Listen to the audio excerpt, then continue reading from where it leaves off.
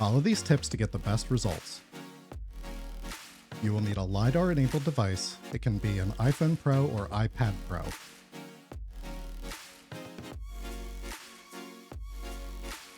Turn on lights and open curtains to brighten the space.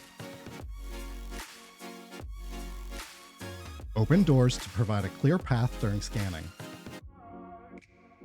Avoid moving objects such as pets.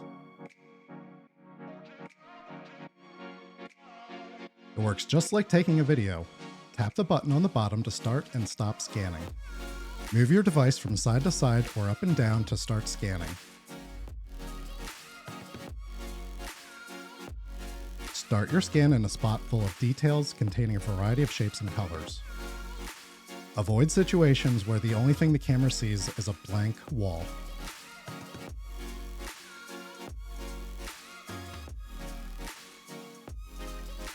Stand 3 to 10 feet away from the objects you are scanning. Scan slowly and steadily. Start scanning from the floor, move up the wall, and a little bit to the side, and then back down.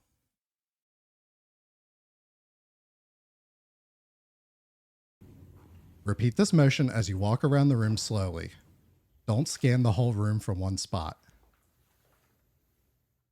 You can scan multiple rooms at a time with ScanTo3D. Just walk from room to room and repeat the previous steps.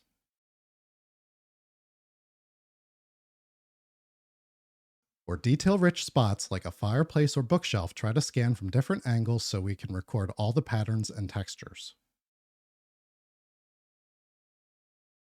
Try to remove as much of the red as possible, but don't go overboard. Our AI will take care of the rest. It's okay to overlap or rescan the same space. This won't affect the final output. When scanning a large property, you can break it up into several scans. Just make sure there's a bit of overlap to help our AI stitch your scans together. You're all set. Start your journey with OpalAi ScanTo3D now.